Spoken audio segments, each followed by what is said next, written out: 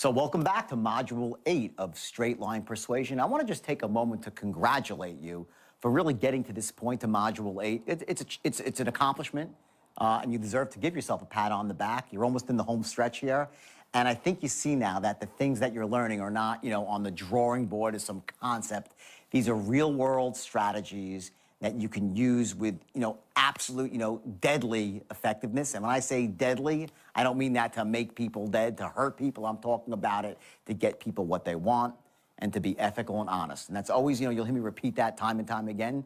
And it's because it's so crucial to take these skills to empower people. Now, in Module 8 here, you're going to learn something called boxing someone in. That's really why I started off that way. Because boxing someone in, what it means is that you actually eliminate all their reasons not to buy and have them admit that they should be buying. And step by step, you're creating that emotional and logical box for them. You have 4 sides, and there's really no reason. They know it themselves. In order to really say no now, they have to go against their own beliefs, things they know about in society, about what's right and wrong. And when you do that, unless you're actually helping someone make the decisions they should be making, it's wrong. So you're never going to box someone in unless they should be buying your product or should be buying into your idea or your concept. You'll also learn now how to position the 3 tens in a specific order and engage in a process which is called looping.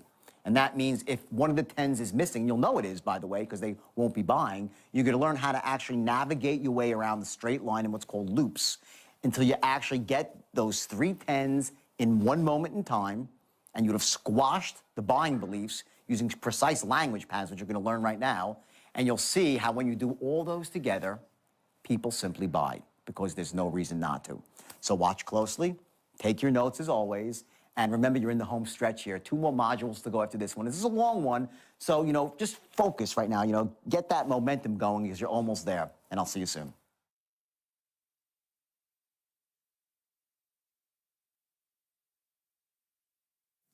What we're going to do right now is we're going to figure out what our individual triggers are, our physiology, for certain tonalities.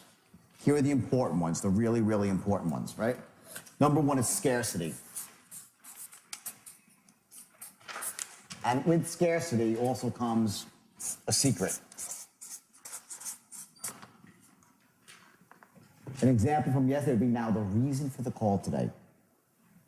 There's a secret. There's a reason for the call today. Or, this is the last week. This is the last week it's going to be on the market. This is the last week it's going to be on the market. Scarcity. It's a tone for scarcity, right? There's a tone for certainty.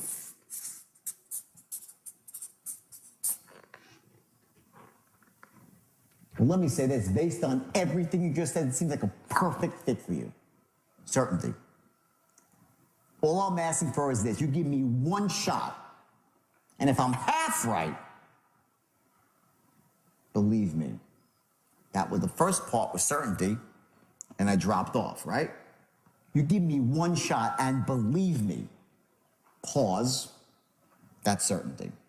Your typical close is going to be, you give me 1 shot, and believe me, if I'm even half right, the only problem you'll have, now you're into calmness, because I didn't call you 6 months ago and get you started then. Sound fair enough? Reasonable man. So you went from certainty to calmness to reasonability. That's your basic closing pattern. You're not going to close like, believe you give me 1 shot and I will not be sorry. Sound fair enough? You're not going to close a lot of sales like that. You're going to generate emotions like that when you need to for certainty, but not to close. The closing arc, the typical closing arc, happens like this. You're building up to a crescendo, benefits, and you, benefit, and believe me, okay, you just give me 1 shot. And if I'm half right, here, peak, right? Half right, the only problem you'll have is I didn't call you 6 months ago and get you started then. Sound fair enough? That's your basic tonal pattern for a close. You don't want to close with the utmost certainty. It says you don't care. You close with the tone of the no big deal. With just reasonable people, it's very obvious. Certainty, scarcity, disarming.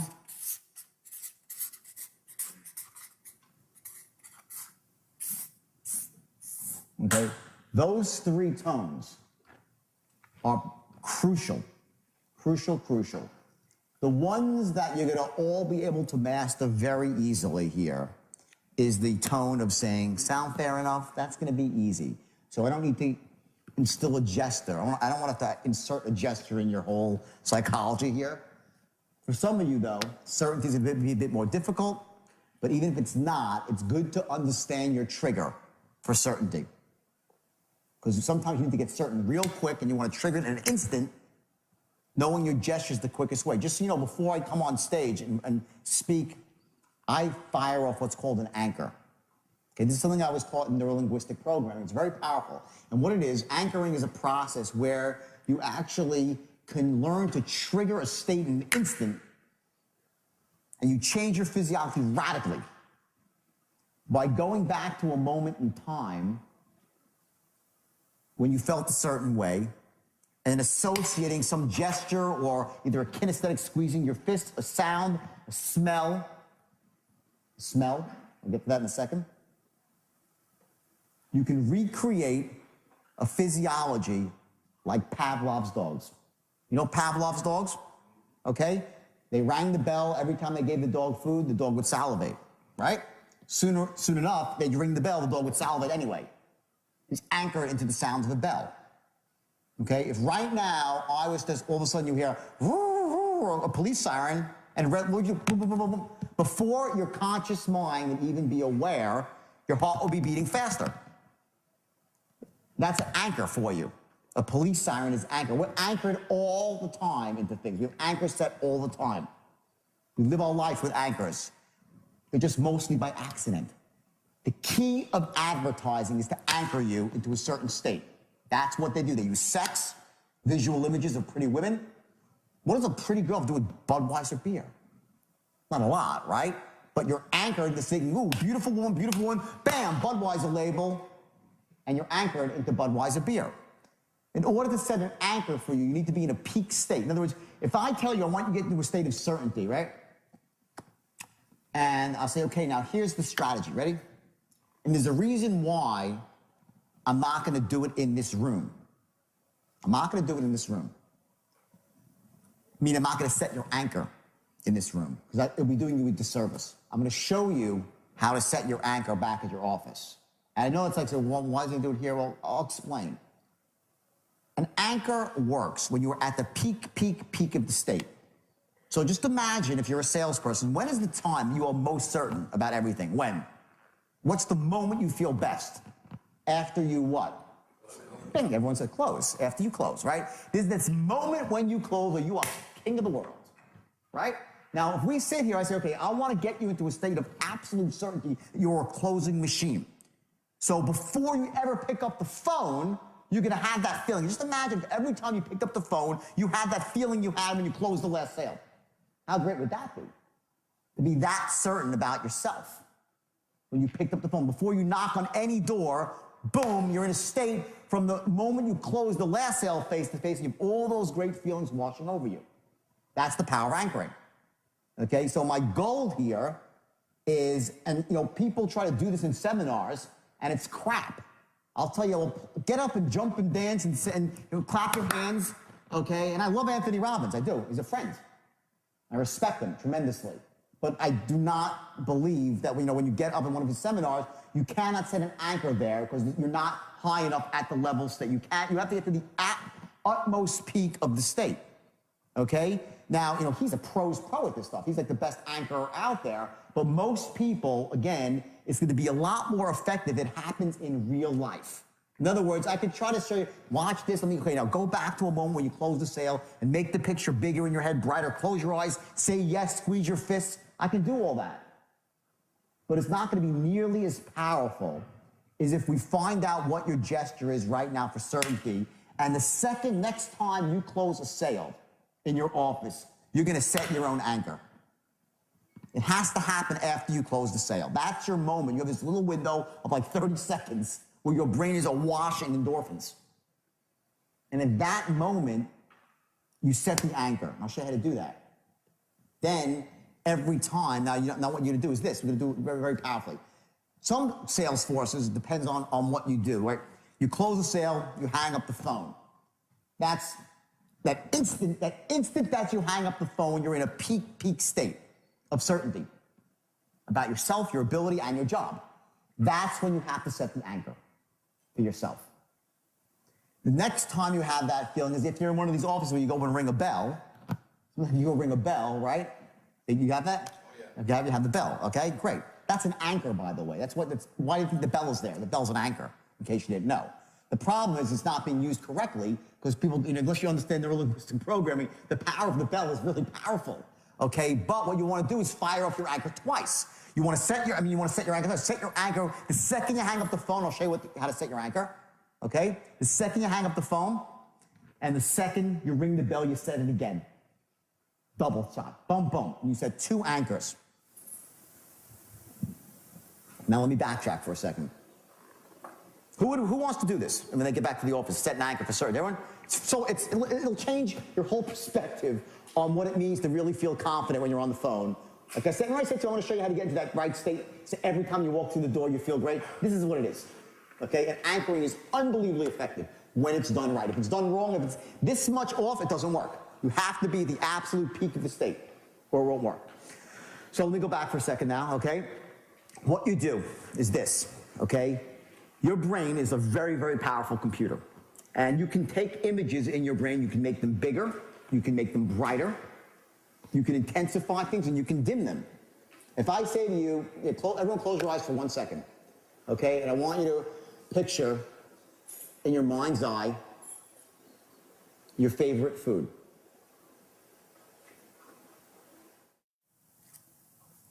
Now, I want you to take that picture and move it closer to you.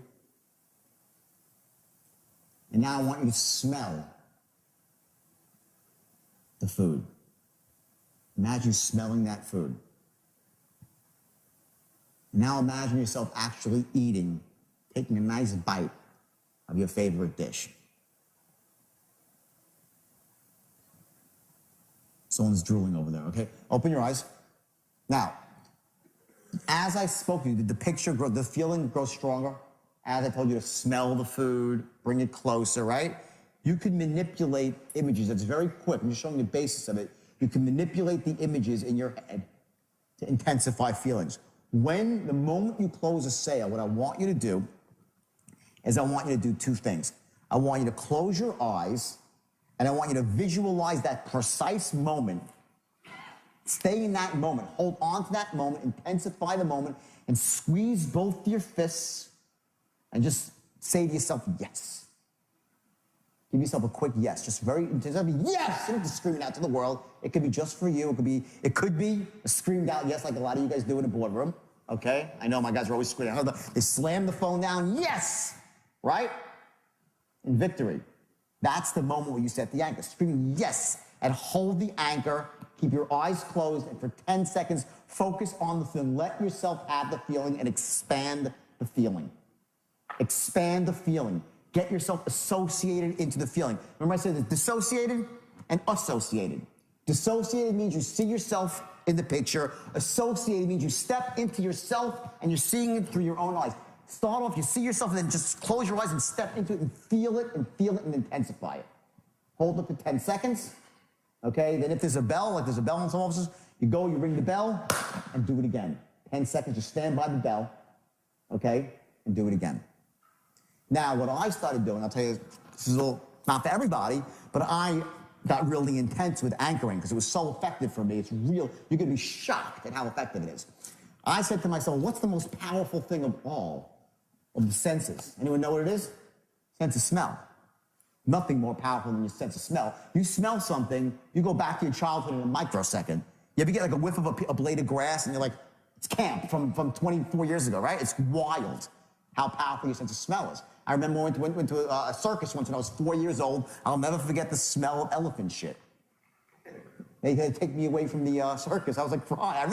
I remember to this day that smell of walking and crying. I don't like the elephant. Right? To this day, if I smell elephant shit, I run the other way. Never forget. Okay? The point is that sense of smell is so powerful, nothing brings you back to a feeling and to a state, S-T-A-T-E, a state of certainty, a state of nausea, whatever the state might be, a state of sadness, something all of a sudden you see a movie, bam, what happens? You see something that relates to your own life, a sick child, tears are coming down, you're anchored. You fight off, you have these unconscious anchors. And next thing you know, before you know it, you're in an emotional state. It's faster than your conscious mind could control. So there's two strategies here to get into a state of certainty, right? One is you can sit down behind the phone and do it the old-fashioned way. Okay, let me just get myself all pumped up here. Okay. You dial the phone, they're like... Or you can fire off an anchor, boom, electronically, automatically. Utmost certainty in a quarter of a second. That's how powerful anchor is. It's on a different level. It's on a conscious level. You got to set the anchor and you got to condition the anchor. So what I did is I said, well, I speak so much publicly. I said, I want to make sure that when I go out and speak, that I'm in an utmost state of certainty, conviction, and clarity. Those are my empowering states when I speak. So what I did is I set an anchor. Started off where I set an anchor from back in my first great speech when I was 24 years old at my brokerage firm. And I remember when I actually stumbled on the straight line, and again, my first straight line speech, and there was like 15 people there, and they're all like, oh my God. And I remember this feeling I had afterwards, and it was like the greatest feeling in the world. And I started my anchor there, and I set an anchor for that. And then every time I would speak, I would fire off that anchor, and it was great, and it worked, and got me into a good state. Then I came up with the idea of introducing a sense of smell to it. Because you can introduce whatever you want into your anchor. So I found this stuff, this little citrus inhaler called Boom Boom, right? It's a really powerful citrus blend. And what I would do is before I'd speak, I started going, yes, and I took a deep citrus blast, and the anchor became more and more powerful every time I did it. It's the opposite of other things. This gets better when you do it. The anchor gets stronger and stronger with each time you fire it off and you condition it. It's not like drugs where you get less of effect each time you get high. It's the opposite. So I added a sense of smell to my anchor, because for me that was really powerful, and I still do it to this day. I always fire off that anchor, and it could be with any sense of smell, Vicks inhaler, any fragrance that you want, whatever pleases you, to get into a state of certainty. For me, it's hugely important, because it doesn't matter. I could be doing whatever I'm doing. For instance, I have radio interviews all the time. I know some of you do a lot of radio and TV stuff, right? A lot of radio, okay? You know, you ever like walk into the studio and wonder if you're going to be in the right state of mind? Well, you know what? I don't leave that up to chance. I fire off an anchor. But right before I sit in the chair, boom, before I even know it, I'm certain, like, I'm in a different mindset. Okay? That's how you do it. So what I want you to do is this. When you close your next sale, fire off, set an anchor. It's called setting your anchor. Give yourself 10 seconds. Okay? If there's a secondary time to do it, like a bell or something else, set it again. Do not fire off the anchor, though, the next time you pick up the phone, okay? Because your closing rate, here's the thing. Because if your closing rate is, let's say, 1 out of 15 pitches, right? Your anchor gets diluted. It becomes associated with not closing. You follow me? It has to get set first, completely set in stone. It's like, I had surgery on my shoulder recently, right? And the guy put a screw in my shoulder and put my bicep tendon back on my shoulder, popped out, right? Okay, he said to me, it's fixed, but it ain't really fixed. Let it sit for 3 weeks or 6 weeks and get stronger and stronger. Same thing goes with your anchor, okay? If I set an anchor for certainty for you, you go home and set it, right? And then the next day you're out pitching, you get rejected again, and again, like you will, because the numbers are 1 in 10 or 1 in 12, whatever it's gonna be, the anchor falls off. It's not set yet, it's not firm enough. So what you want to do is do it 3 times, only when you close. Only when you close. And after you have 3 times of setting the anchor, then it's locked in. After the 3rd time, then you start firing off the anchor. Not every time you pick up the phone. to the point where you get to know, if you're, let's say you're on the phone, you can fire off an anchor. You can be on the phone with somebody, okay, qualifying, right? And then when you're in the pitch, okay, you can set it right there. It's like happens in a quarter of a second. An anchor fires off in a quarter of a second. Don't fire off your anchor every time you make a cold call. You understand? You dilute it. When you're in an actual presentation, then you set your anchor off. Because cold calls don't always turn into presentations. You want to protect your anchor and then condition, and every time you close, you keep firing it again, it becomes more and more powerful. You can introduce whatever you want into it. Make sure that when you set the anchor and you close your eyes, okay, give yourself, there's that feeling of absolute, if it's for certainty is the best one to do. Start with certainty. That's the one you really want, okay, is certainty. The most powerful thing for a salesperson, okay? You gotta just get it in there so every microfiber of your being is invested in this anchor. And the reason you say something to yourself is because you're then stimulating your auditory. That's an auditory anchor, right? This is called a kinesthetic anchor. I want you to close your eyes and visualize yourself. It's a visual anchor. You're hitting 3 senses right now, your anchor. I hit a 4th, which is olfactory. That's me. So you're hitting as many of your senses as possible to set the anchor. That's simple, okay? What I want to do now is I want to go through an exercise here. We're going to actually learn what our physiological gestures are for certain states. Now, I'll tell you what I said before, right? For me, number one, let's go through certainty, okay? For me, certainty is this. I do it every single time. You probably see me, you probably notice, right? That when I want to get certain, the first thing I do is without thinking about it, I take the back of my hand, I slap it into my palm. That's how I get certain. I know when I look at myself speaking sometimes on stage, I'll see a tape of myself and I'm walking around, it's in a corporate speech and I'm being mellow, and all of a sudden, I'll say something and bam, I pop into a state of certainty and my presentation goes up a level. Happens. Because when I fire off my anchor, it's not, just understand this. The mistakes that people make is when you get into a peak state, it's not for every moment. You don't come home to your wife. Let me tell you something. I'm absolutely your wife. What the hell happened to you? You're an asshole, right? People come home from seminars like they think that certainty is the way to go. Sometimes compassion is the best state. You know what I mean? Sympathy, empathy, understanding, caring. Those are great states too. Not for sales. Certainty is your state for sales, the best state for sales. But don't take this home and try it on your wife and kids. It's not empowering to them. It's not empowering to you. So the idea is for this gesture for certainty, okay, yours might be different than mine. So what I want to do now is divide up into groups of 2, okay? And you're going to be A's and B's. And the A's are going to pitch the B's something utterly ridiculous, which is donuts, okay? And what I want you to do is I want you to talk to the person. Go to the person next to you, right, your B, and just say to them, listen, these are the best donuts in the world. I am telling you, there is no donuts. I want you to get really certain about donuts. Try that. Let's see you get really, he's tapping him on the shoulder. Okay. Good one, okay. He's my B. Okay. You're the dessert, okay? So anyway, so you're a donut lover, okay? I want you to get really certain about something ridiculous. Watch how you get yourself certain about something. And then the B, tell the A what he did when he was getting certain. Okay, you'll see. They'll say, well, you did this, you did this, you did this. Some people do that. You'll see there's this, a lot of different gestures, like 4 or 5 different common gestures for certainty. Okay, you do that, A's, then you switch to the B's. Okay? Then, okay, next thing we're gonna do is we're gonna do one for scarcity. Okay? There are not a lot of donuts left here. I got some information from the donut manufacturers. This is like 4 boxes of donuts left in this whole state. And this guy's gonna be really fucking pissed when they're all gone, okay? So you better go buy all your donuts right now, okay? So for me, what did I do? Right? It's different, okay? I honestly, I don't know what I did. But if you're watching, you can tell me what I did. I was caught up in the moment of trying to create scarcity. I have a gesture. Once you know your gesture, you can create scarcity anytime you want, because your gesture it's motion that creates the emotion. It's not the other way around. The motion comes first. Get it? It's a misconception. You think that, well, I'm in a bad mood, so I drop my shoulders. You drop your shoulders first and then get into a bad mood.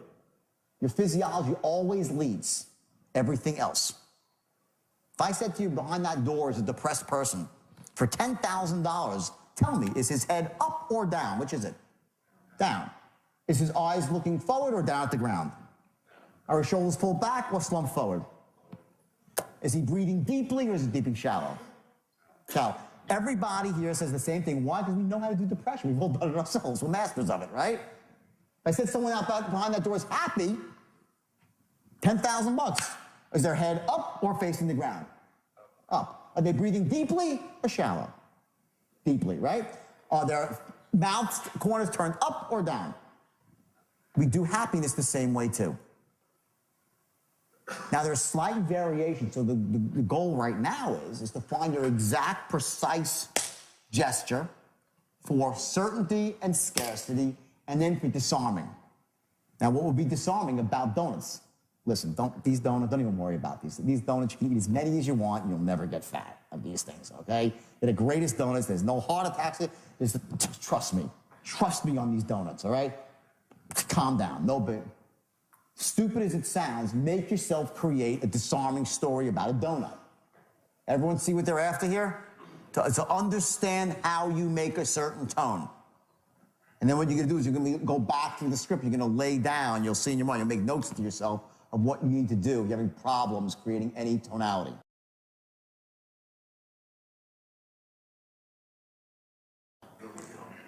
All right, everyone got it? Let's go for 30 minutes, okay? We'll do 30 minutes on presentation, okay, which is gonna be a little academic here because I want you to understand structure.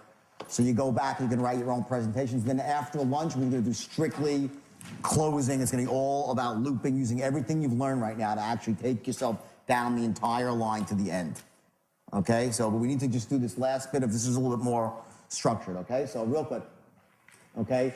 Basic structure of page number 1, it's a work in progress. Remember this, please, when you go back to your companies and you start writing new presentations based on what you're learning, understand that your first draft, you use it, it's gonna be evolving.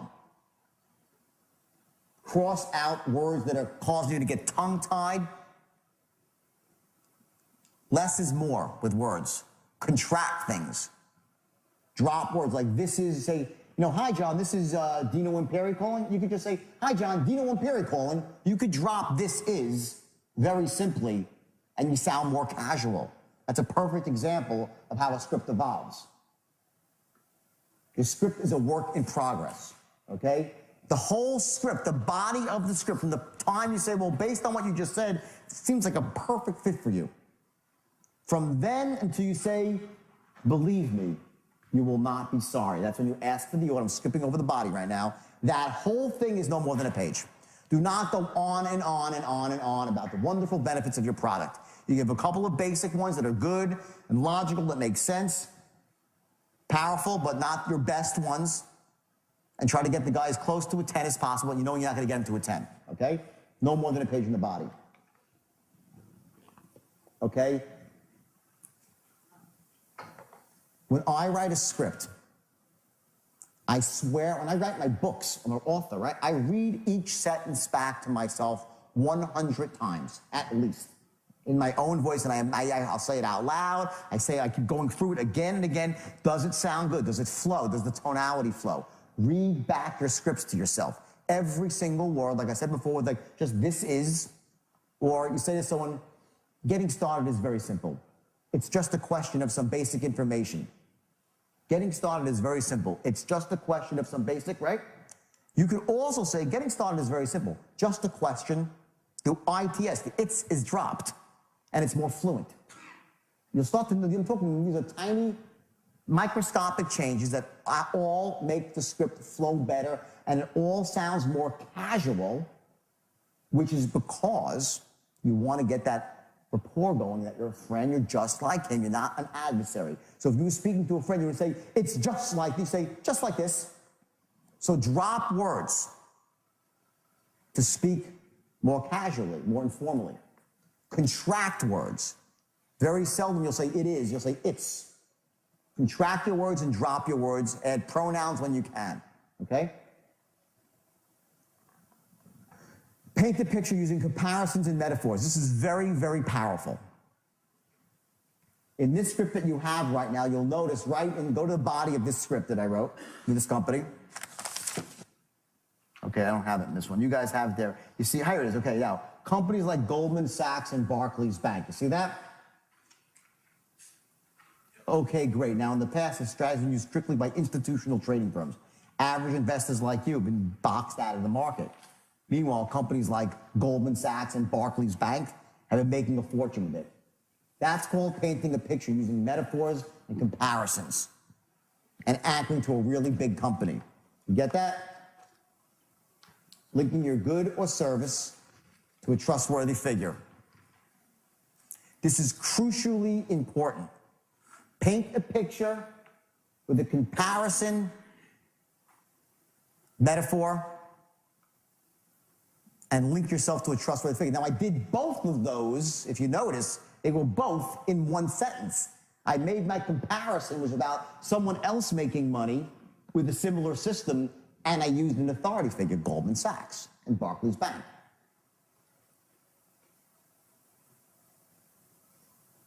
Make sense? If you want to talk about someone's credit being fixed, use someone that's, if you can, find a prominent example, someone that's well-known, or you're stopping, or it's a loan model, whatever it might be. Find someone that's a prominent example that has integrity, that got into a bad situation, and use that as the comparison. Very powerful. You're leveraging off of their credibility, okay? And create urgency in the last paragraph. Now, this is tricky, because you have to maintain your ethics and integrity here. Don't lie. If it's an offer that's going to be around forever, don't say the offer's lasting for 15 minutes. Okay? You got to come up with language based on your industry that's ethical, but that also serves you. It has to serve both people. But don't lie. But create some urgency that the reason I'm calling now is this. We have a special right now going on for the next, it's about to end. Okay, or some news just came across my desk, whatever it might be.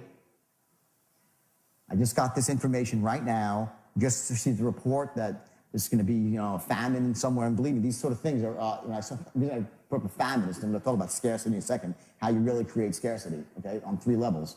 So there's all these different ways to create urgency, okay? Next, okay, you're going to go into a soft close at the end, ending with sound fair enough. A soft close means that you might, depending on your product, you might not even mention what the price is. It could be a very soft close. It depends. I typically mention the price. There's 2 strategies here, okay? If you do this close right, if you do this, I'm going to get into specifics in a second. If you do this close correctly here, and you say, sound fair enough? They'll say, yeah, great. And you say, okay, great. Let me just take down some basic information. The guy will give you his name on the application. I say, okay, which credit card you want? You'll say, well, wait, I didn't know I was buying it, right? Okay, that can be good and bad. Okay? I always give price, but I'm just telling you, there are options here about how, if you're looking to see how far you want to go on a trial close here. I'm a big believer in trial closing. I'm a big believer in trial. That means getting small commitments from a person and moving them down the line. That's what you're doing. You're getting small commitments and moving them down the line, okay? So at the close here, when I say a soft close, that means that you're not going out and banging the guy over the head. It's going to be a disarming close. Getting started is very, very simple. Just a question of your name, some basic information. I can get you enrolled in the program right now. And believe me, if you do even half as well, certainty, as everybody else in this program, you're going to be very, very impressed. Sound fair enough? That's your basic close. That whole process here should take no more than about 1.5 minutes to 2 minutes. If your people or you are on the phone trying to sell someone on your presentation, it's 10 minutes long, big mistake. Understand this. People are not going to buy here no matter what. We've been taught since we're this big to wait it out, to negotiate. There's got to be some time that's got to pass. You got to do the work. We've been taught not to buy like that. Now, I'm a pretty instant buy. I buy quickly. But I still don't buy like that. It takes a little bit of work to get me to buy. I've been conditioned that way. Most people that you speak to have been conditioned not to buy quickly. They want to negotiate in some way, get something out of you. They need to hear more. They're not convinced, okay? They have a belief that says they shouldn't buy. So, again, it's the same concept of keeping your powder dry. And you go into a soft close. So I wouldn't say, I'm going to show you all these different closes. Watch, okay? Okay? Two things. The power of presupposition. You'll make money with it. Crucial, as is this one, once you start making money. Now you say, you'll make money with it. That's one way to say it. Or, you'll make money with it. Like, it's so odd. I mean, that's not even an issue. You'll make money with it. That's your tonality. You say with that tonality, you've accomplished something. You'll make money with it. Once you start making money, doesn't do it. You'll make money with it, doesn't do it. You'll make money with it. I mean, please. See what I do with my gesture? Please. You'll make money with it. I wouldn't say please. But I say, listen, you'll make money with it. That's not even the issue. That's too obvious. I'm implying what there? Obviousness. It's obvious. And I'm future pacing. I'm future pacing. I'm painting the picture right here that he's already successful, whatever the product is, or he's already enjoying it.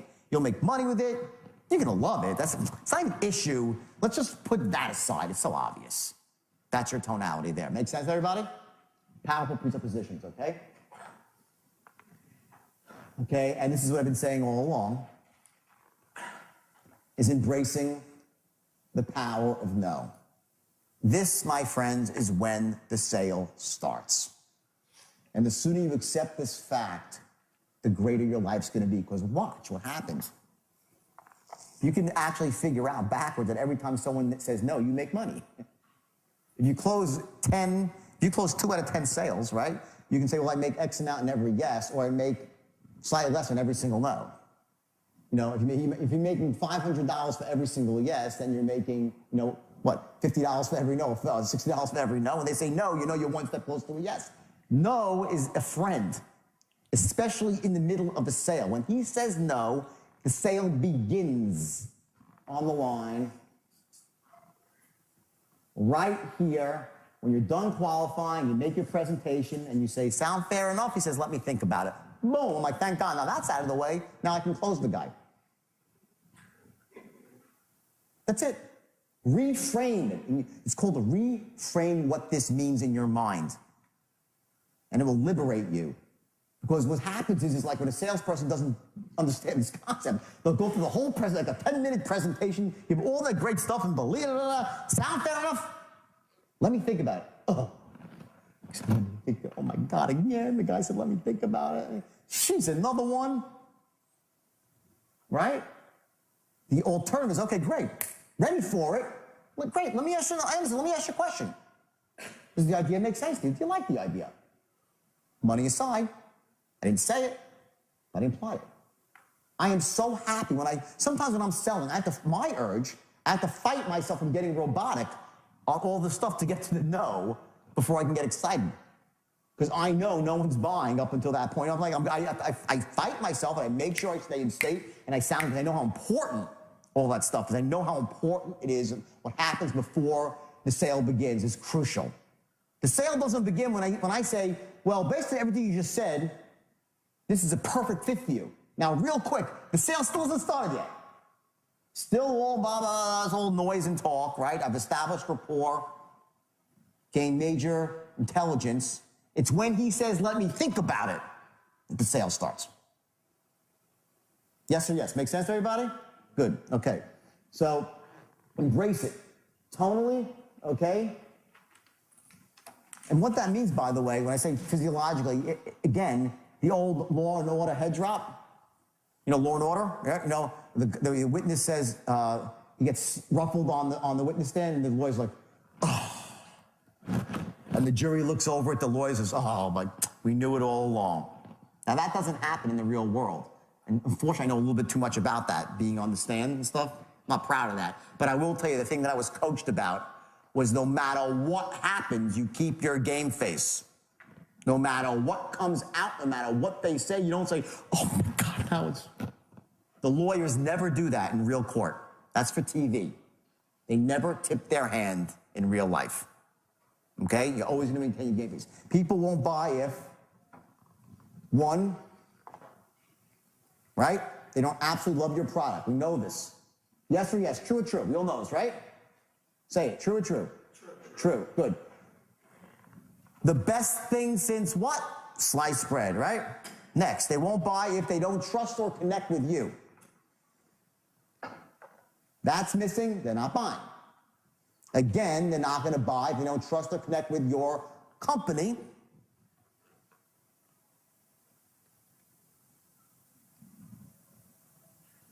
And have not resolved their limiting buying beliefs. Things that hold them back. They've been burned before. They've been told not to trust salespeople. I don't buy from strangers.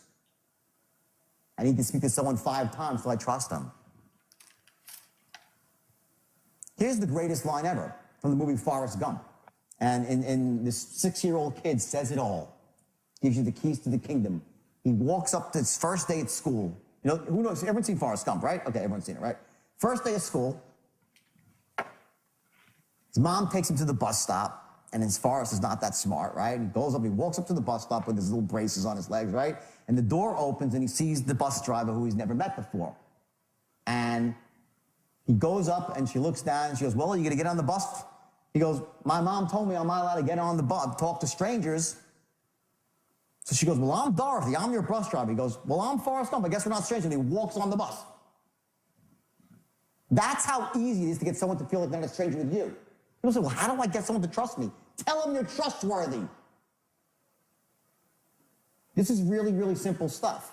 We'll get to it in a second in detail, but to say, well, geez, how do I make someone trust me? Or tell them I'm trustworthy. You know, do you say, you don't say, trust me, I'm trustworthy. No. What you say is, I pride myself on certain things. You're going to pride yourself. Don't write this, because I'm going to give you the whole patent for it in a second. I just jumped that here for a second. Don't worry, you're going to get it in a second, the exact language on it.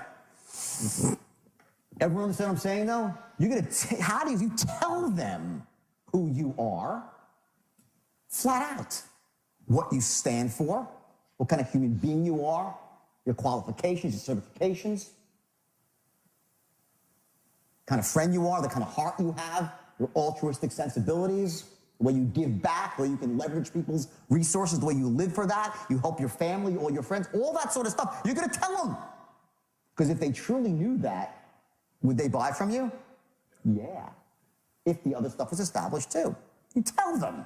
Not like, just trust me because I'm trustworthy. I am ethical, and that's when you do it in a very disarming way. In almost an apologetic way. Get to that in a second. Lastly, you haven't created a strong enough emotional want.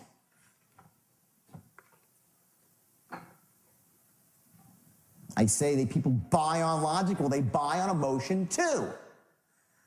Say, I go very much over to this side because I get into this logic, because so many sales courses say people don't buy on logic. And then you get this misconception that you don't create a logical case. And it destroys you. Both must be in place. Both are in place. You got a good shot at closing if a few of the other things are cleared up too. Okay? The 3 10s. Okay? Number 1, they love your product. 2, they like and trust you and know that you care. 3, they trust your company. How many times have I told you what the 3 10s are? 3 times. Probably like 30 times today. I mean, I've told you, literally, in the last 2 days, I keep saying it again and again and again, right? That's on purpose. It's not by accident. Repetition is the mother of learning. These are the keys to the kingdom right here. Okay? They love your product. They like and trust you and know that you care. And trust your company. You must establish these things before you close. okay? Then we have the art of boxing someone in, okay? And these are the sides of your box. Now, I caution you. Stop, sidebar, caution, ethics. Boxing somebody in means you create this emotional, logical beliefs, right? Action threshold. This is what you gotta do. You gotta box somebody in and give them no choice but to buy lest they contradict everything they know and stand for, their beliefs. They have to contradict themselves to say no. Sometimes people hang up when you put them in this spot. Everyone's like saying, yeah, they do. But if you do it elegantly and they know that you care, they usually don't. They hang up when you've boxed them in like this, but they don't really think that you care. Click. Then you call them back and you get the machine. Or call away the screen, right? Okay? Boxing somebody in ethnically, please, please, please, for yourself and also my integrity to go out and teach this. I was reticent to stuff. I wouldn't want to teach this stuff originally, okay? But I'm trusting people to really do the right thing. I do not box people in and take their money unless it's really in their best interest, okay? That's it. That's the story. The art of looping. This is the process where you capture the 3 10s. These loops, visually, what they are, what it really means is that if you're here on the line, right, and they say, let me think about it, you cannot go forward. You can't say, fuck that, I'm gonna try to close you anyway. Next close, you can't do that. A loop means you stop, you go backwards, and you take another shot at creating the 3 10s, and you move back to the line, and you go forward, and your loop, does it end here? No. Your loop ends a little further down the line. So if your loop's a little bit, it's not a perfect visual there, but so you loop, you go back, you go online, and you end a little bit further and ask for the order again. Make sense to everybody? Your next loop, you're gonna go here, you're not gonna go forward, you go whoop, back, and loop back around again. Notice the loop is smaller. The first loop, the loop gets tighter. The metaphor is not a noose around his neck, so please don't think that's not what I mean, okay? When I say tighter, I mean the language pattern gets more tight because A, you've already pretty much established the first one. By the way, if you can't establish that your product's a 10 for this person, you get a new product to sell. Like the product is to be a given. It's a given that you can establish your product as a 10. Everyone understand that concept? Or sell something else. Or you're speaking to the wrong people. You've qualified the wrong people. Okay? So the loop gets tighter because what's happening is you're talking less and less about the product and more about yourself and the direct benefits to him. Yourself, I mean your integrity. And I say myself, I don't mean talking about me. No, your integrity and how you handle people and your company's integrity and what you could do for them besides this one transaction over the long term. After the credits are paid, we're getting new credit, mortgages. We want to be an asset to you and your family over the long term. This is far beyond one simple credit repair sale. The amount of money I make on this when I split with the firm and the government, I can't put puppy chow on my dog's bowl. I'm not getting rich. But what I do know is this.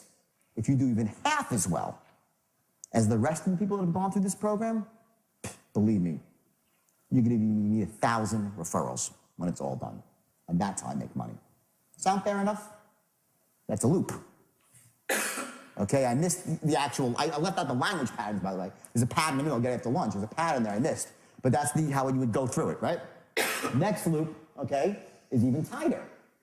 Until it gets to the point here when you really are objection, answer the objection, no more deflection, answer the objection, true beauty is bam, ask for the order. Boom, you're getting very, and then either he's gonna buy or not, or he's not a buyer. And the loop gets tighter and tighter as you move down the line. At a certain point in time, bam, they start buying. Happens usually in this kill zone right here. They start to buy. Once in a while, you got people, you take them to the very end, they finally buy. Those are really gratifying. They're also going to be a waste of time. Okay, I've had, I'm watching this. I was in training some company in California like 2 weeks ago. I did a quick training for some company. I watched this guy, taught him his straight line. He was boxing this guy in for credit card machines. credit card machines, like that business, right? And he was mercilessly, but ethically, just going after. He would not let this guy off the phone. The guy actually bought after an hour. An hour. So like, all right, well, that's okay, but like, that's a lot of work for like, I mean, I personally would say, you know what, that's a guy I might let go because I can make a couple more calls. Usually that won't result in the sale, okay? So, and also, ethics again, you don't want to be beating someone up, right? There's a certain point of good taste and good judgment where you say, okay, listen, next, have a great day, good luck. If I can help you in the future, please feel free to call me. You never, ever, ever end a call in a bad way. I don't care if they don't buy you, if they're rude to you. Whatever happens, you end the call honorably. Thank you, and wish you great luck. Have anything to do, let a reflection on yourself, your company, and you'll feel better as a human being about it. Never get adversarial, never get nasty, never curse. You treat your people with respect even when they don't buy. Hugely important. So that's the way it works. Those are the 3 10s. What we're going to do is we're actually going to run the patterns and give you the exact language for the 3 loops. There's other loops too that come after, but these are the 3 primary loops that you need to know to really manage this. And the rest you'll figure out along the way. Not that difficult. Like again, it's all very simple. Structure and tonality. The exercise that you did before, where you were finding your triggers, I know it was a little funny and wacky, but sometimes funny and wacky is what works. Don't kid yourself. The ability to harness any tonality you choose is going to be critical when you're boxing somebody in. Because remember, the box, right? The box can also result in a hang-up if you're doing it in a way that's not disarming and doesn't say that you care. Say, listen, I understand, don't misconstrue my enthusiasm and pressure. It's in your best interest. I care. I'm just like you. If all that stuff is in there, if you're boxing with a state of absolute certainty, not going to work. You don't box with certainty. There's blips of certainty. There's blips of certainty in there. Show you what they are. There's certain high notes of certainty, but mostly it's compassion. And it's certainty that you know that you can help them gain control of their lives. That's your certainty. Your certainty that you can help them. Not that you're right and you can make a commission, you can bang the guy closed. The certainty in your voice is almost a pleading tone that I know I got the goods, I know I can help you. Believe me, believe me, you will not be sorry. That's the sort of certainty you need. This is the heart of what makes the straight line so powerful. So let's just go, and let me just reframe, I'm gonna say this, let me give one more ethical warning here, please, to start this. This shit is so powerful and effective, you will get people to do things they shouldn't do, buy things they shouldn't buy routinely, without much problem. So you can never use it for that. This is about helping people overcome obstacles to buying, to motivate them to take action when they should, to help them break through those fear barriers, the things that we generalize. Remember I talk about deletion, distortion, and generalization? That's how we make sense of the world, right? What happens is when we were 5 and our mommy said, don't trust a stranger, don't take candy, all this sort of stuff, we generalized it out to everything. Don't trust anybody. Now, in this world we live in today, you can't live like that. You can't live in a bubble. You just can't. You're getting barraged with emails and offers and texts and this and that. You gotta exist in the world, move through it without fear. You have to make smart decisions, but you have to make decisions quickly in this world or you get destroyed. Financially, emotionally, it doesn't work. So the strategy of saying, I'm not going to trust anybody is a very disempowering strategy. We generalized that from when we were kids, and also, for many people, they were burnt by unscrupulous salespeople, which makes your job as an honest salesperson harder. Fact is, though, because they were burnt once, does that mean that all salespeople are evil? Yes or no? Of course not, but we generalize. To make sense of the world, we generalize. So you're up against that generalization. Make sense? Yes or yes? Great. So what you're going to be doing here as you loop is you're going to be breaking through that belief. You know that up front. You're going to assume that unless he's the 1 in a million who loves salesmen, and I don't say that like, oh, everyone hates sales. I'm saying that who has none of that belief, even myself, as a salesperson, has that belief. Instantly it comes up. The wall comes up wherever I go. You know it's true. For yourself even. And I'm a buyer. I have a little bit of it. People who aren't buyers have thick walls of it. The good news is that when you get someone like that, who doesn't really buy from anybody, when you break it down, you have a customer for life. So it can work against you too, as long as you're aware of it and you can address it in an elegant way and show a person how to take action to move through those barriers to get what they, not just what they want, but what they need. Make sense? Great, okay, so here we go. First loop, okay, it starts here, okay? The 3 10s are what? The product is what? The best thing since sliced bread, right? Okay? It's on your timing. You deflect objections, listen twice as much as you speak, and run specific patterns, okay? That's looping. Your first 10, okay? Sliced bread, okay? People will not buy if they're not convinced your product is the best thing since sliced bread. You're saying, oh, that's not really true, Jordan. You know, maybe you're right. Sometimes they will buy. But honestly, it makes your job a lot easier when you get into that level of certainty about your product. If they kind of like your product and they just really need something as a default, you can make a sale. But typically, those sales are made on a transactional basis. They go out and get those goods at a store. They're not going to go call and be hammered on the phone by a stranger to buy something they're not sure about. They're going to buy from a stranger on a phone call or even face-to-face on a cold call. They're going to want to make sure they love the product. Now, how do you do that? Well, you gave the foundation of that in your opening presentation. But the fact is you left most of your powder dry. So what you're going to do is this. When you ask the guy for the order, and let me go through that one time here. Let's reinsert ourselves in this script here. Okay, now here, watch. Getting enrolled is very simple. Just a question of some basic information. Now, you see me reading the script? I could say this off the top of my head, but without as much certainty as if I look at the paper. So remember, if you're on a phone and you have the benefit of being able to look at a piece of paper with the exact words written on it, it allows your mind to wander forward. In other words, because you have the paper there, you can run another dialogue in your head, which is listen to what they're saying, developing a strategy for later down the line, right? You want to keep all your resources as much open to other things as remembering a script, so it's right in front of you. So now getting started is very simple. Just a question of some basic information along with your card details. And I can reserve you a seat at next month's training session. And believe me, Bob, if you do even half as well as the rest of the people who've gone through this program, you're going to be very, very impressed. Sound fair enough? That's where you enter the sale. When he says, well, let me think, it sounds good. He usually says, sounds good, let me think about it. Is that a pretty rational response? Sounds good, let me think about it. Great. Option 1 is, what is there to think about?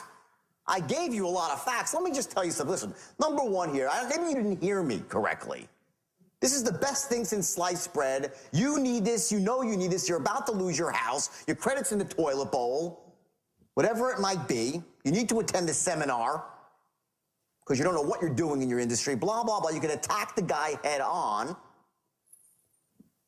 and you lose rapport. You fall out of rapport. Or you could do deflection. Write that down. Number 1, deflect.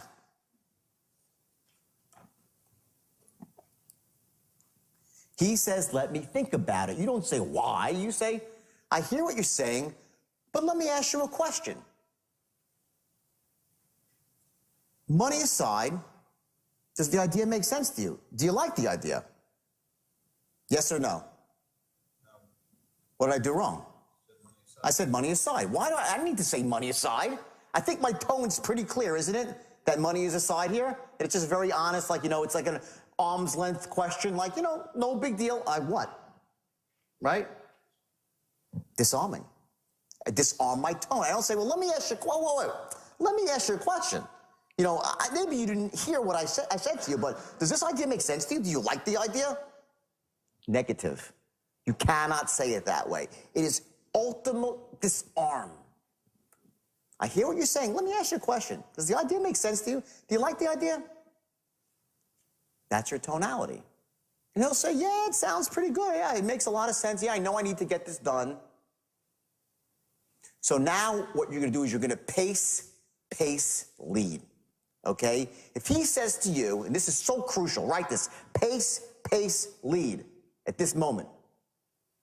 If he says to you, yeah, it sounds pretty good, you don't say exactly. Now let me say this, the true beauty of the program, and you resell the program. Don't come at him with enthusiasm. Enter his world where he is. He's at a certain, let's say you have a scale of 1 to 10. I'll switch to purple now. Make this nice little rainbow. 1 to 10. Why I put the dash there? I have no fucking idea. I can't write English, okay? I can type it, right? So anyway, 1 to 10. Okay, let's make little dots to fill it in. Okay? Guy says, yeah, it sounds pretty good. Where do you think he is? 4, 5, 6?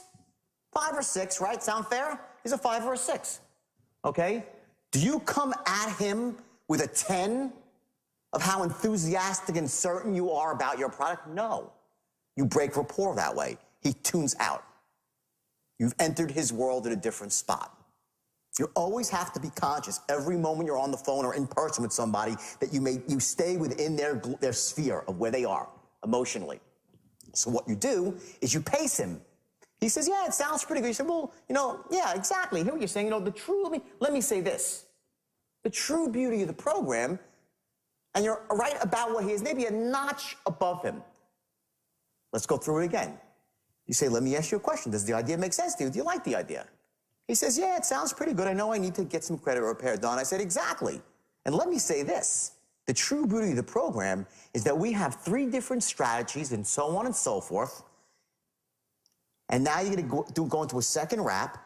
And, we've been doing this for 5 years and blah, blah, blah, blah, blah. Doesn't matter what the verbiage is. But here's what happens. Slowly but surely, you're inching up your pace. And somewhere in the middle, you're in a state of absolute certainty. Watch. With this trading company, look at the rebuttal. Everyone got this sheet? Okay, watch. It says, exactly. You see, the true beauty of the program, of the system, you'll be investing your funds directly alongside institutional money. You know what they say about institutional money? It's usually smart money. And even when it's not, it's enough to fuel the market anyway. You follow me? He says, yeah, because that makes sense. You say, great. Exactly. See, now he'll follow. It's a question you'll have to agree with. He'll say, oh, yeah, I do. Say, exactly. Raise up again, okay? It's one of the most basic truths of currency trading. You see, all of a sudden, you're back at a pace now. You're up again in certainty. You don't hit him. If he's uncertain, do not hit him with certainty. Enter his world where he is. Slowly build and wait for the first point in time where you can, boom, jump up your level of certainty. Before you know it, now what's happening, he's going to follow you emotionally. You start leading him. That's what pace lead is. You act like the guy, and bam, you step it up, and he acts like you. And it works 90% of the time. So it will follow your energy. The state that you have affects the state of everybody around you. So you pop in the middle of this thing, go from is world, slightly above, boom, boom, you hit your spot, and you'll know where it is in your script. Find your spot in your script. You create a question here, you make a statement whose obviousness cannot be argued, and get him to agree with you as something that's totally obvious. Once he does that, he's now in a state of certainty, and you take that and roll it back into your product. Make sense? Yes or yes? Okay? Now you move forward. End off this statement here, okay, with a very powerful statement that future paces success. What that means is you paint a picture when you get to the end of your script. Here it talks about after you start making money and you're seeing daylight, then you can start working bigger and better and make some real money. Yeah, follow what I'm saying? He's like, oh, yeah, of course now. Of course he's going to say yes.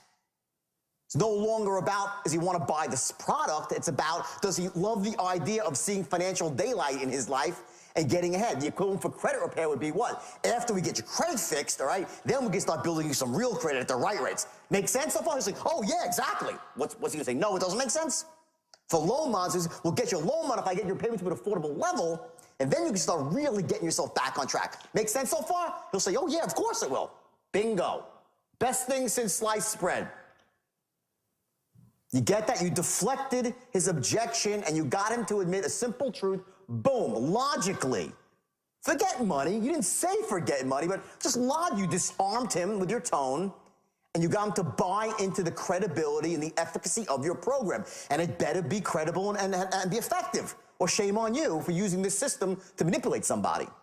But if your system's great, and I know you guys have great products, bang.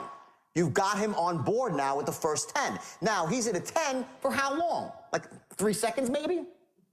Right? Then his mind's like, oh, wait a second. He's like, what happened? Wait a second. I didn't know I want to buy, but I just said this is the greatest thing. And he starts to erode slightly, but he's closer. Hopefully, if you did a good job and your script is well written, you could get the guy to a 10 in the moment. Right here. Down to a 10.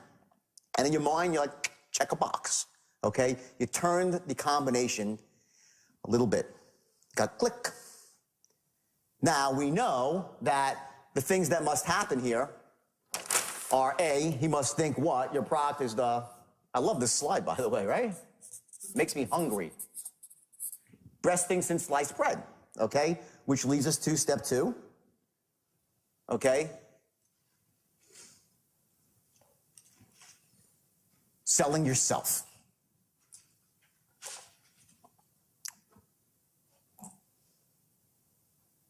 How do you sell yourself?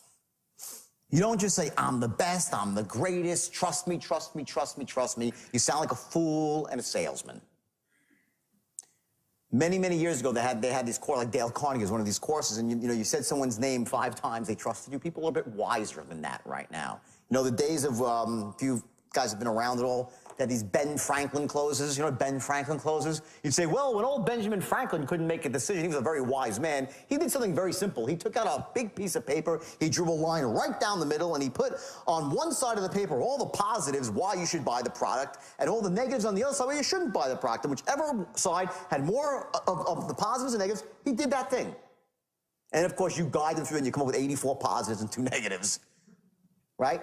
Well, people are way too smart for Ben Franklin closes right now. However, the theory of a Ben Franklin close is exactly what you're doing as you're moving down the straight line. You're just doing it subtly and elegantly. And it happens in a loop while you're breaking beliefs. See, a Ben Franklin close is pure logic. Pure logic. It's like, energy expended, benefit created. Risk, reward. It's important, but you can't do a Ben Franklin close. People will laugh at you. Okay? So how do you sell yourself? Well, the best way to sell yourself is to make it into a metaphor. Create an example that is so simple and undeniably logical that they have to admit that you're right. So what you do is this. Depending on what industry that you're in, you're a stockbroker, for instance, something I know real well. Right? Say, let me ask you a question. If I'd been your broker for the last 3 or 4 years, making you money on a consistent basis, put you into 4 or 5 stocks, you made money in all of them, you wouldn't be saying, let me think about it right now. You'd probably be buying the stock, right? What's he going to say to that one? He could say 3 things, and this is the line now. Watch the straight line. There's 3 responses. Now I'll switch to red. I like red. You're over here on the line. Okay? You say, let me ask you a question. Does that idea make sense to you? Yes, you got through that whole point. So you're here on the line. You move down a little bit. Now you say, if I'd been your broker for the last 3 or 4 years, making you money on a consistent basis, you probably wouldn't be saying right now, let me think about it. You'd probably be saying, you know what, pick me up 20,000 shares. Am I right? He could either say, of course you're right, which is the logical choice, because it's true. You said something that's just true. It's true. So if he says yes, you move down the line. If he says no, you move off the line. Let's get our little boxes here, little dots here, and dots here. If he says maybe, which means wishy-washy, well, yeah, kind of, I don't know, yeah, you get sometimes too, right? You're off the line, okay? Here, what you're going to do is you're going to get very, very certain, okay? Because the bottom line is this. You know it's true. Whatever you've been doing, if you're a salesperson and you've been doing it for 4 or 5 years, giving a person blue chip service, providing them with a massive value, and you call them up with a great idea, which they just said is the best thing since sliced bread, would they be buying? Of course they would, right? So I would say to someone, I say, well, let me ask you a question. If I'd been your broker for the last 3 or 4 years, you'd probably be saying just, pick me up 10,000 shares. Am I right? Disarming tone. Not like me saying pick up 10,000 shares, right? Not that at all. Apples, oranges. The tone is, you'd probably just be saying, pick me up 20,000 shares. Am I right? We're two reasonable men. Reasonable guy.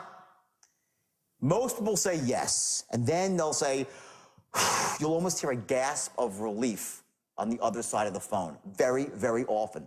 More than half the time, the guy will say, yeah, that's what's holding me back. I don't know you. I don't trust you. Fair enough. Now we're getting somewhere. If he says, well, not really, I'd say, wait a second. Come on, Bill. You mean to tell me if I put you into Eastman Kodak at 40, took you out at 60, put you into US Steel at 12, took you out at 80, put you into Union Carbide at 5, and took you out at 26, and right now I came to you with another stock at 20, you would just jump all over it? Come on. Well, yeah, well, then I would. Of course I would. Obviously. Still, so obviously. You don't know me. I don't have the luxury of a track record. Let me tell you a little bit about myself. Boom, and you're down again now, and let me reintroduce myself to you. You get the picture here? This works for any industry, any sale, face-to-face, door-to-door. It's a very simple transition. What you're basically saying to the guy is rather than trying to ferret out all his stalls, you're like, let's cut to the heart of the matter. You don't know me and you don't trust me. I have this presentation I'm giving after, and the first thing I say is, if you knew this person, you truly knew this person, would you buy from them? Yeah, you would. If you truly knew them, what they were about, they were trustworthy, they were honest, they had great values, they could make your life better, enhance you financially, you'd buy from them. He's not going to come out and say, hey, I love your product, I just don't trust you. He'll tell you 19 other things, but not that. So you bring it out. You front it. The best way to answer objections is to front them. You answer them before they're ever asked, while they're festering in his mind like a splinter, stopping him from taking reasonable, ethical, intelligent action. It's in there, it's stopping him. He can't think clearly. The product's the best thing since sliced bread. I love it, I need it, but I won't buy it. The splinter. Now I say, let me reintroduce myself to you. By now, he probably forgot my name. They don't know your name. You think they know your name, they don't know. Unless you've had a couple of calls with them, you might have just said your name once in the beginning or twice, right? And then just forget it. Let me reintroduce myself to you. Now, I told you earlier, I gave you a tip to hand a little bit on the whole thing, how simple it is. And again, it's simple. It's not, I don't like complicated, I like simple. Simple is Forrest Gump. Stupid is as stupid does. Forrest Gump goes up to the bus, looks at the bus driver on the first day of school and says, I can't get on the bus because I don't know you.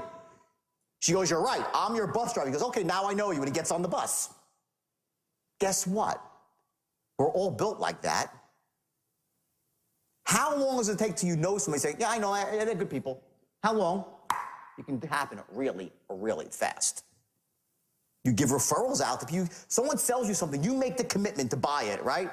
4 minutes later, you give it a referral, you're calling your friend, hey, this guy's great. You don't even know the guy. You made a buying decision. You came to the conclusion he was great. You start recommending him to him. Do you really know that someone's honest and ethical? How the hell do you know? I'll tell you what, I've had friends for 15, 20 years till I found out they were scum, right? We all know that. And we all have had friends that are wonderful people that have been with us through thick and thin. I have those too. And I really know, after what I've been through, who sticks with you and who doesn't. But the point is, it takes an awful long time to get to know somebody. Yet we're willing to go out there on the line in 4 minutes after we buy. Hey, I just bought a car. This guy salesman, so cool, call him up. He'll hook you up. I do it. Don't you all do it? Yes or yes, right? You do it. Okay? So why can't it happen right on the phone call? Of course it can. You create it by your language, by the words you say and your tonality. It says, I care, I'm just like you. It's so simple, guys. It's so, girls, so bloody simple. That when one day you'll call me on the phone, you'll say to me, you're like, I can't believe it. Some guy was, no. I said, let me reintroduce myself to you. My name is Jordan Belfort, and I'm the Senior Vice President of so-and-so Credit Repair, and I pride myself on helping my clients get the best possible result and working harder than anybody and blah, blah, and you have a rap about yourself. I've been with this company for 3 solid years, and I plan on being the top producer here, not by being wrong, and not by not getting my clients the exact result that they want. My business is on referrals. And as far as my company goes, oh, what was that? And as far as my company goes, the third 10. And there it goes, the third 10. Sell your company. It's in one language pattern. It's whoop. The transition is, and as far as my company goes,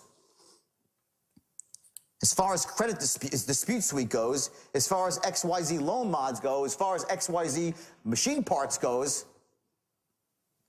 the management team is blue chip all the way. Chairman of the company, and you give a name and a face to your company. Mike Citron, this one or that one, doesn't matter.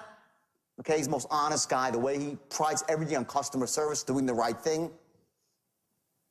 Company's the fastest growing in your market. Now, I can make this stuff up, but the point is, research your company, find out the best rap for your company that's honest and ethical, that makes a case that this company is a company you can trust. This is not hard.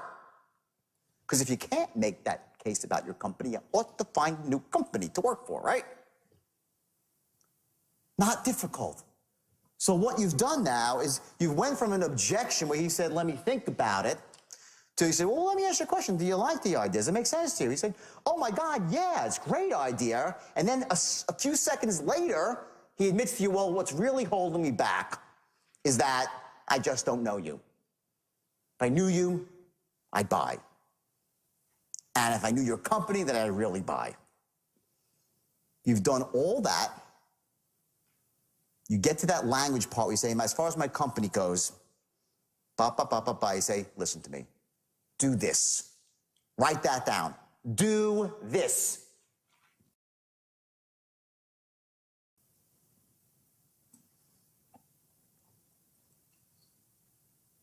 I've seen more salesmen blow sales because they just don't ask for the goddamn order. They do everything but ask for the order. They don't tell the client what to do. What does an expert do? He tells you what to do. An expert doesn't say, well, I think you ought to consider signing up for credit repair. I think you ought to consider having your loan modified. I think you ought to buy this piece of real estate. I think this stock looks good. They're like, no, this is what you should be doing. You get it? Sir. So you say it's pride, so you watch your tonality now. Another shift of tonality.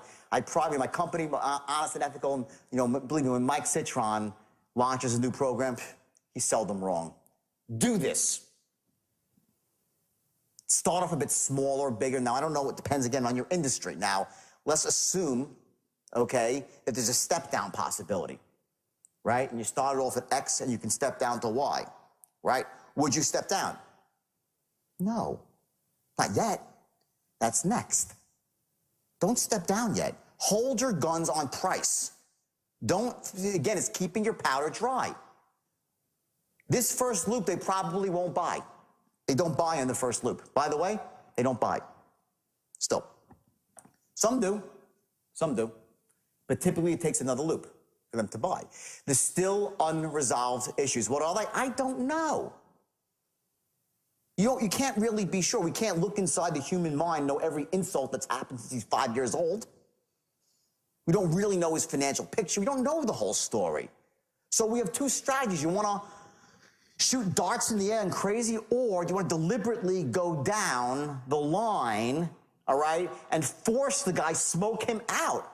Eventually, when you get the guy in the box, he's going to have to come clean with you.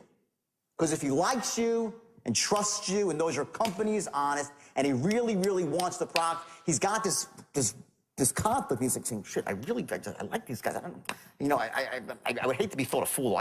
Shit, I know it. I'm getting burnt, stolen. There's this whole internal dialogue going back and forth while you're trying to close the guy. You don't think that's happening? Think about yourself when you're getting sold. You're not debating it in your own mind. You're running movies out this way. Well, if I buy it, let me see what happens. Well, I'll feel really good driving the car. But it's really pissed at me. And blah, blah, blah, blah, blah, blah. So it cost me X amount of dollars, $20,000, $2 a month. I could have bought that. I could have bought that. Well, it's happening so fast while they're just sitting there looking at you like, and it's racing around. Okay?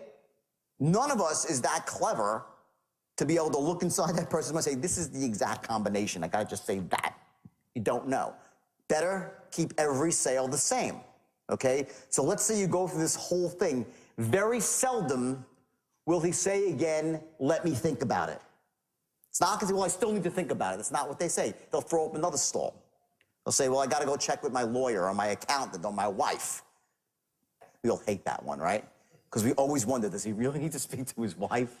You know, is that, you don't know? Well, I don't know. So what do you say? Do you really need to speak to your wife? Come clean with me. Are you bullshitting me? Are you stalling me? Or do you really need to? You should get a bitch slap you when you get home if you do this. Tell me the truth. Well, you know, it'll be nice if we could say that, wouldn't it? It'd be great, but we can't. So what we do again is we deflect again.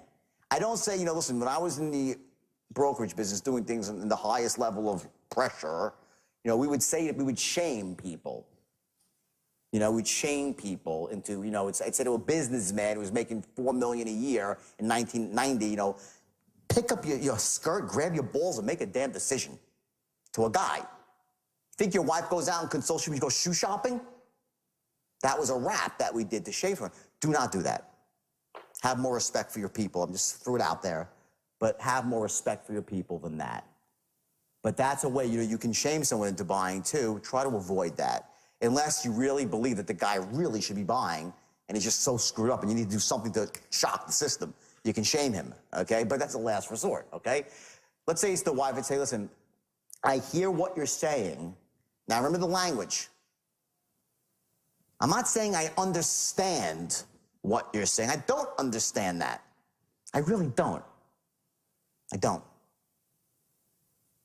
I understood it, I'd say, yeah, I understand. Say, I hear what you're saying. But let me say this. Then what do I say? The true beauty of the program, it's always your loop. You're back in with the true beauty of the program. Here's what happens. You're on the line, okay? I'm going through markers like crazy today. Okay, you're on the line, now we're in orange. You asked him for the order from your first loop. He said, well, let me talk to my wife. Are you on the line or off the line? Off the line. He went off the line. Let me talk to my wife. Bop. I hear what you're saying about talking to your wife, but let me say this. The true beauty of the program, I go back and resell the program again, and now I pull out the big guns. This is when I let my powder go. Right here. This part of the loop. This is my big guns. Not the second loop, it's the third loop where the big guns come in.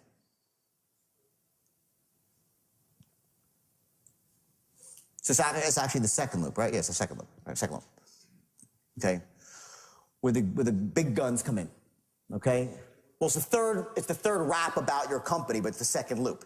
You have your initial presentation, then you have your first rebuttal rap, and then you have your second rebuttal rap, right? That's where you let out your best stuff.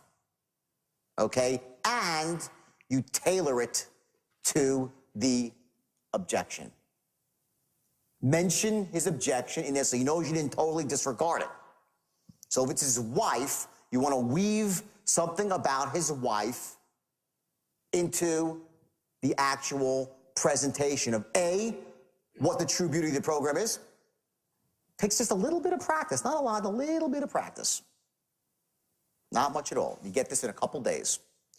Gets to the point, no matter what they say, you have the answer. If you don't, shame on you. Because you can control this easily. This is in your control. You can have the answer to every question. You can loop elegantly. You just have to put the time in to come up with the right scripts that are ethical, honest, and do the job. That's simple. So I would tailor my presentation here, now my bullets, to his wife. And then I would also, most powerful thing is tailor my close to his wife. I mentioned the wife in the close. And say, believe me, all I ask is this.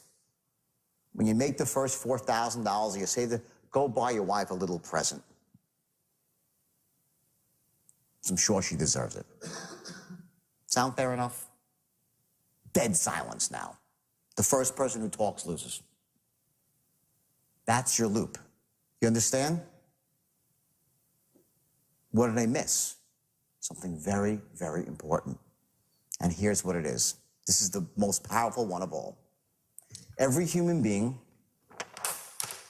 has what's called a decision-making strategy, which cuts to the heart of when we were being chased by dinosaurs, even though we never existed with dinosaurs. When our ancestors, right, is this fight or flight mechanism that we all have. We all operate as fear-based creatures.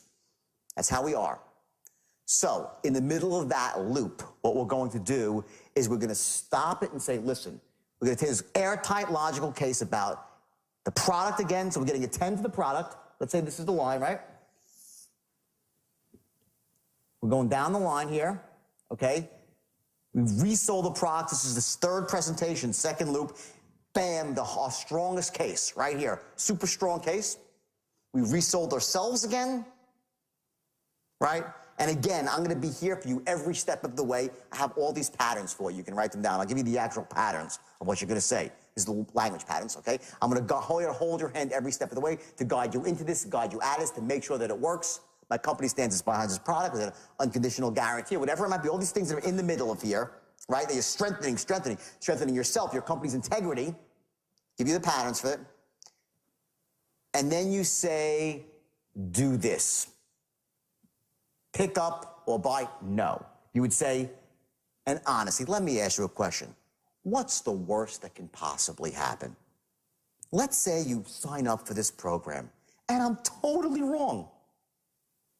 And it's almost a mocking tone. I'm totally wrong. My compass is off. Your credit doesn't get fixed. Your loan doesn't get modified. Your seminar is awful. Doesn't make sense to go to. Your my machine part doesn't fill your need. The real estate's the wrong piece of it. Let's say I prove to be an incompetent fool. What's the worst that can possibly happen? Let's say that it's $245, making up a price, right? Over the next 60 days.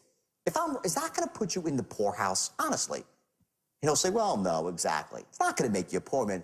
But on the upside, what I can do for you besides this one transaction in the way of this, that, and then you start building a massive future pace case. You create a picture in his mind of massive, massive benefits for doing business with you. You're interrupting his decision-making strategy. You showed him now. He's been weighing it. Remember the scales? Well, he's got his decision-making scales, right? And here he's got, if I do this and it doesn't work out, bad. If I do it, if it doesn't work out, good. And they're fighting. They're in a death match. Now what you've done is you've knocked out, if it doesn't work out, not so bad. We're logical creatures. If it does work out, whoa, it's even better than I thought. Because I was only thinking about credit repair. What this guy can do for me in the way of identity theft, rebuilding my credit, getting me a mortgage, woo, boom, the scale drops. Get it? Just what it's going to be that makes the scale finally go is anyone's guess. But to give someone, put someone in a situation, insert them into a place where they've said now it's the best thing since sliced bread, and they've been sold and resold again. When I say sold, I don't mean that in an evil way. They have been told the facts, undeniable, undisputable facts of why this product is the greatest. They know it. They feel it. You've created pictures so they emotionally feel it. You've talked about the wife, about their future to create an emotional want for buying. And the worst that could possibly happen is what? You lose a couple of $100.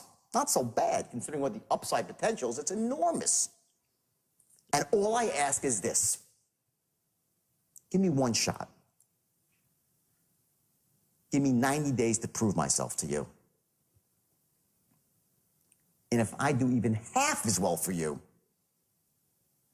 as I've done for my other clients, believe me, the only problem you'll have is I didn't call you 6 months ago and get you started then. Sound fair enough? Reasonable man. You've looped again. You're going to get a lot of closes right there. A lot of closes right there. Now, you're at this point in the sale here, so you've done, okay, you made your presentation here, opening call, the promised land, qualified him, your presentation, your first loop, this is now your second loop, and you're over here. What starts to happen now is this, okay? He's gonna start to get uncomfortable on the phone because you've created the box. Logic, emotion. You've hit his buying beliefs pretty hard.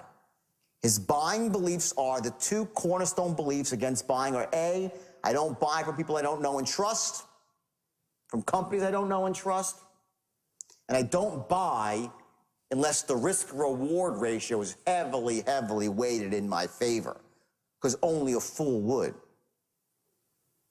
Whether he's saying those words to himself or not, he's thinking it, he's feeling it.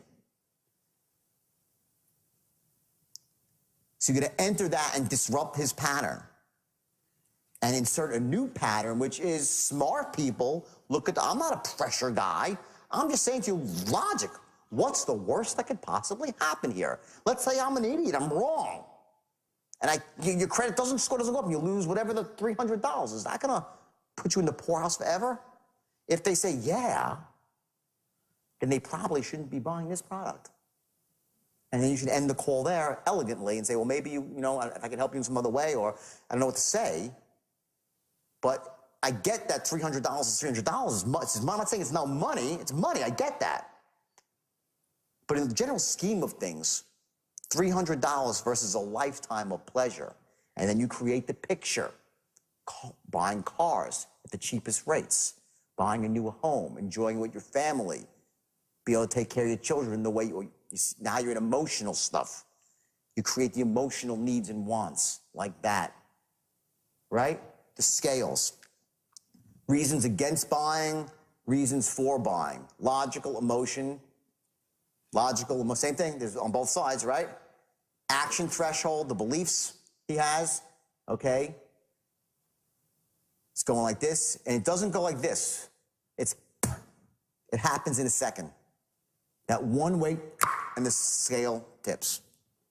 Where exactly it happens on the line, you can never be sure, but it happens.